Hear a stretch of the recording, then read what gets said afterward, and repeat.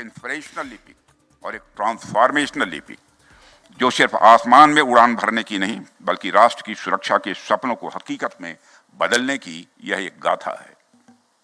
साथियों, आप जानते हैं कि इंडिपेंडेंस के बाद किन परिस्थितियों में हमारी एयरफोर्स आगे बढ़ी है, कितने कम रिसोर्सेस के साथ हमने एक नई शुरुआत भी की है। न जाने कितनी कठिनाइयां हम सबको झेलनी पड़ी हैं, लेकिन उन तमाम समस्याओं को झेलने के बाद भी हमारी एयरफोर्स कहीं रुकी नहीं, कहीं थमी नहीं, बल्कि लगातार और सशक्त होती चली गई। इसमें नए नए मजबूत विंग्स जुड़ते गए। 1965 की जंग हो या 1975 की जंग हो, गोवा लिबरेशन ऑपरेशन या फिर 1999 की कारगिल वार हो, ऐसे अनेक मौके आए हैं जहां इंडियन फोर्स एक डिसाइसिव फैक्टर के रूप में उभरी है। आज स्थिति यह है कि हम दुनिया की सबसे ताकतवर फोर्सों में से एक हैं।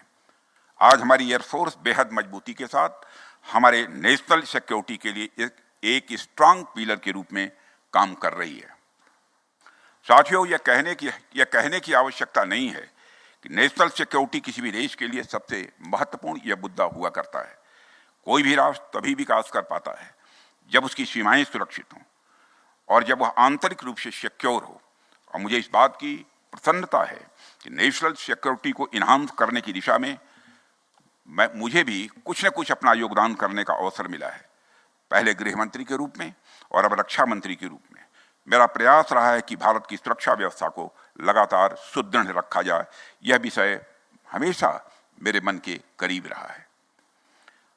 अपने इस प्रयास के दौरान मेरी अपनी एक समझ बनी कि नेशनल सिक्योरिटी को लेकर मेरा खुद का एक अलग विजन बना है और अपनी उस समझ और विजन के आधार पर मैंने बहुत सी बातें सीखी भी हैं यहाँ आकर 11 वर्षों के अंदर। और अब उन्हीं को आधार बनाकर मैं अपनी तरफ से कुछ बातें आपके सामने भी यहाँ रखना चाहूँगा। आज कंटेम्प्रेरी वर्ल्ड में हो रहे दो प्रमुख चेंजेज पर मैं आपसे खास बातचीत करना चाहूँगा। इन दोनों चेंजेस ने आज विश्व को एक ऐसे डायनेमिक और अनसर्टेन दौर में लाकर खड़ा कर दिया है जो पहले कभी नहीं था।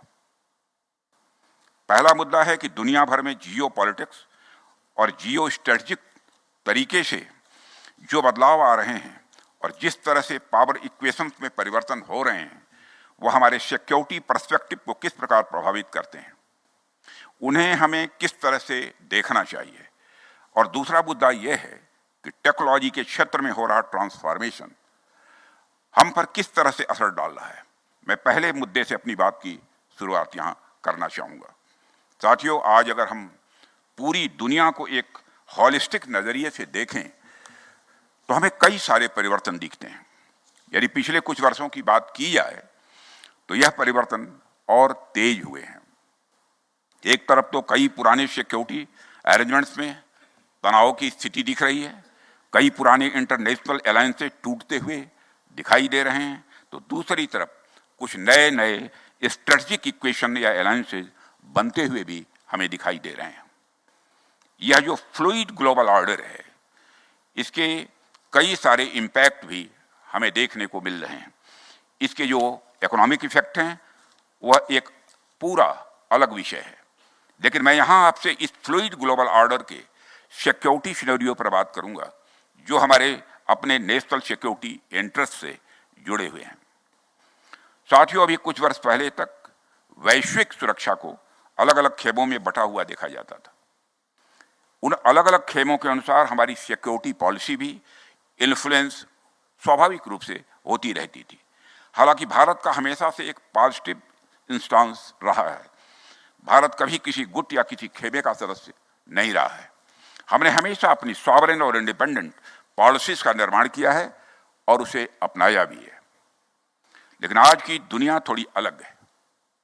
आज आप देखिए कि 21वीं सदी को एशिया की सदी कहा जाता है।